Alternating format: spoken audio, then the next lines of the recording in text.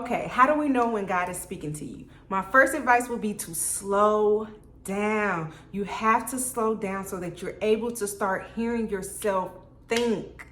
Get comfortable being in silence. Get comfortable being in silence. That's the only way you're going to be able to slow your mind down so that you will have this room and space to allow God's voice to come in. Whenever you have the opportunity to have a little bit of silence, do what you need to do to just get comfortable in silence. When you're riding in your car, commuting to work or school or wherever you're going, no music, no phone calls, just observe in silence. Once you get comfortable being in silence, you have to become aware of the fact that there are no such thing as coincidences.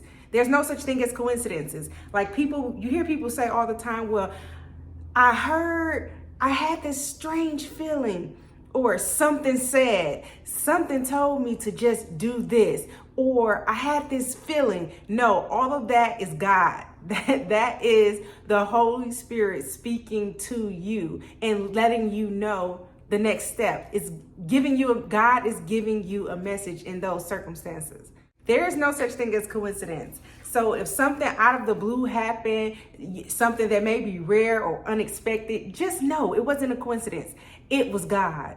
That was God. So you have to pay attention to that. No such thing as coincidences. So lean into it. When a coincidence happens, say, I need to know more about that. What is this about? What is God trying to tell me here? What am I trying to learn here? God's voice is so subtle. It's very subtle and you can miss it if too much is going on. We can't hear God's voice in all the chaos.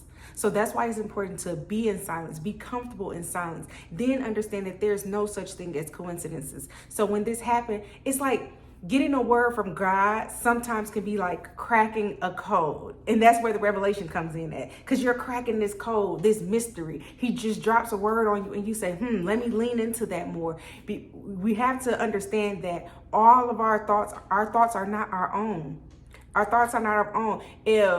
If God, you just hear God says, just do this, not something told you, God told you, then lean into it and go do that. It may be, go take a walk right now. It could be, go read this book. It could be, give this person some money or help this person out or ask more questions.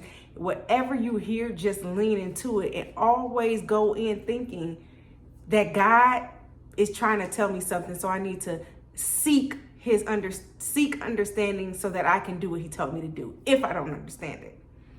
If it's something plain and simple, just do it. Sometimes we can confuse our voice with God's voice. We hear this voice, this small, subtle voice, and it sounds like us. So we think that we're talking to ourselves. But in reality, God is speaking to us, through us. And you really know it's God when it don't make any sense. When it don't make any sense and you have to crack that code, that's when you know it's God. He may drop something in your spirit and you're like, God, what does that mean? Like, what are you trying to tell me? Go dig deeper, go research, go look. It just may be one word. It may be a Bible verse. Go directly and do what he said to do. And then you will quickly realize if it was God or not. Because whatever that message is, normally it relates exactly to you, what you're going through, what you've been asking for. And it's like, this is the answer. It's always going to be very helpful. I don't think that God is going to drop a message in your spirit that's from him and you're still clueless like towards the end. You may be clueless in the beginning. You have to follow a little bit of clues, but you will crack that code because he's going to make sure that the message gets across. For instance, let me give you a quick story time. So basically, I was waking up from a dream. I was waking up from a night's rest of sleep, waking up from a dream, and I heard God Got Me by Isaac Ripple. I was like, what? God Got Me by Isaac Ripple. I'm like, is this a song? Like, is this a song that I need to go look up? So here I am, I wake up, I go to YouTube, iTunes, everywhere. I'm searching for this song called God Got Me by Isaac Ripple. And I'm like, okay, God, I'm really not getting this. I couldn't see anybody that had that song and it wasn't adding up. So I had to revisit the message. I said, God got me. That part was pretty self-explanatory. Then I said by Isaac Ripple. Then I had to configure it. I was like, I've heard of a character Isaac in the Bible before, so maybe God is not saying Isaac Ripple. Maybe I misheard. Maybe I heard it wrong because I was waking up. So maybe it's supposed to say God got me Isaac from the Bible. That made more sense to me. So I had to lean into that, and I had to dig deeper and read. I haven't read anything about Isaac in the Bible yet, because y'all know I just started my Bible journey, and I've read a lot of the Bible, but I haven't finished it yet. So I haven't really read much about Isaac. So I'm still like, Lord, what does that mean? So now I'm looking up Isaac in the Bible the whole time, and I'm realizing, I'm like, oh, okay. Now it makes sense. I didn't like everything I read about Isaac, but some stuff was good. But with the conclusion, the full conclusion I came to was that God told me that he got me Isaac. God got me Isaac, meaning he got me my husband. I don't have to worry about that. I don't have to worry about if I'm going to get married again in the future, because y'all know I'm divorced.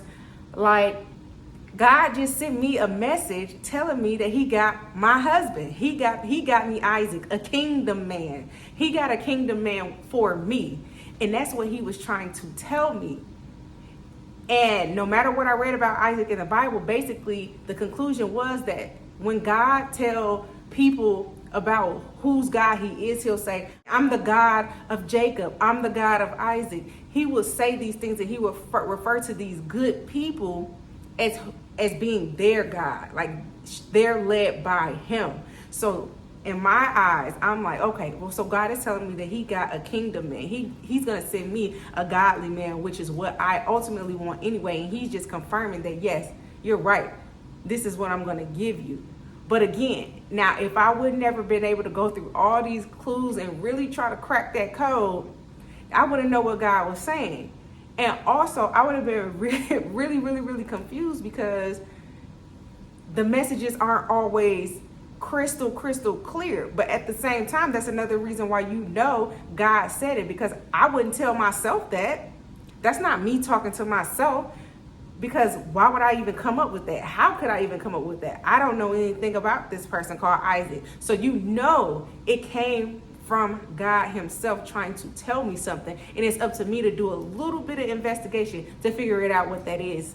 But if you really want to hear God, get comfortable with silence. Understand that there are no coincidences.